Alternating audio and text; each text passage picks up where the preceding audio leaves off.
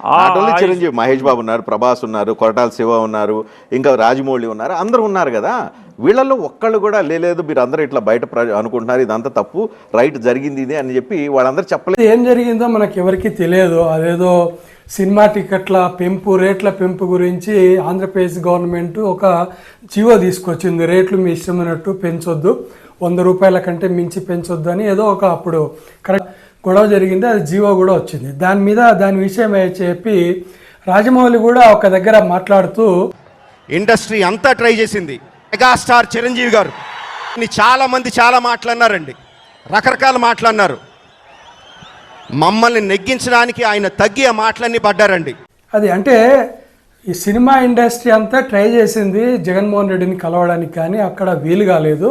లాస్ట్కు చిరంజీవి వల్ల అయింది. చిరంజీవి చాలా మా కోసం చాలా అవమానాలు భరించాడు అన్నట్టుగా చెప్పుకొచ్చాడు. మరి ఇక్కడ అవమానాలు ఎవరు చేశారో మనకైతే తెలియదు. ఇంతవరకు రజనీకాంత్ అడిగినట్లు కూడా అక్కడికి వెళ్ళిన ఏ హీరో కూడా మాకు అలాంటి అవమానాలు జరగలేదని అయితే ఇంతవరకు ఎక్కడ ఏ ప్రెస్లో కానీ ఎక్కడ కానీ చెప్పినట్టుగా కూడా మనకు వార్త అయితే లేదు. అంటే అది ఎంత మిస్టరీగా మిగిలిపోయిందంటే ఆ రోజు ఏం జరిగిందనేది వీళ్ళందరూ మీడియా కథనాల ప్రకారంగా చాలామంది చాలా విధాలుగా విశ్లేషించారు. వీళ్ళందరినీ బయట నిలబెట్టి కార్లు బయట దిగి లోపలికి నడిపించుకుంటూ తీసుకెళ్లారు. లోపల చాలాసేపు వెయిట్ చేయాల్సి వచ్చింది. ఇలాంటి కథనాలన్నీ వచ్చినాయి.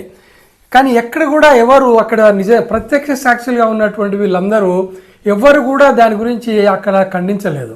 అలాంటిది ఏమి జరగలేదని ఇంతవరకు కూడా ఖండించలేదు. నిన్న చిరంజీవి కూడా అతను రాసిన లేఖలో మేము పోరాడాను, నేను వాళ్ళని కలిశాను, మినిస్టర్లను కలిశాను, ఇండస్ట్రీ బాగ్ కోసం నేను కష్టపడ్డాననే చెప్పుకొచ్చిండు తప్ప అక్కడ జరిగింది మాత్రం ఏంటో క్లియర్గా అయితే ఎవరికి చెప్పలేదు ఆయన కూడా. కాకపోతే ఇప్పుడు పేరుని ఈయన రజనీకాంత్ అడిగిన దాంట్లో దానికి కూడా పేరుని నాన్న దగ్గర నుంచి కూడా సరైన సమాధానం అయితే రాలేదు. పేరుని అని చెప్పడం ఏంటంటే సినిమా వాళ్ళకు భయాలు ఉంటాయి, బయటకు వచ్చి ఏ విషయం చెప్పరు అని చెప్తున్నాడు. కానీ అంతమంది అంత పెద్ద వాళ్ళు సత్యం చెప్పడానికి ఎందుకు భయపడతారు? అప్పుడంటే పవర్లో ఉన్నాడు, ఇప్పుడైతే పవర్లో కూడా లేరు కదా. ఇప్పుడైనా చెప్పొచ్చు కదా ఏం జరగలేదని చెప్పి. ఇప్పుడు చెప్పడానికి ఏమి భయం ఉంటుంది? అందులో సత్యం చెప్పడానికి ఏం భయపడాల్సిన అవసరం ఉంటుంది? అయితే అక్కడ ఏదో ఒకటి మిస్టరీ మాత్రం జరిగింది. దాన్ని వైసీపీ వర్గాల్లో దాస్తున్నాయి, అలాగే సినిమా ఇండస్ట్రీ కూడా దాస్తుంది. కాకపోతే బాలకృష్ణ నోటి దురుస్తోటి బయటపడ్డాడు తప్ప అక్కడైతే ఖచ్చితంగా ఏదో సీక్రెట్ అయితే దాగి ఉందనేది నా అభిప్రాయం. నచ్చిన వాళ్ళు నా వీడియో సబ్స్క్రైబ్ చేయండి, షేర్ చేయండి, లైక్ చేయండి.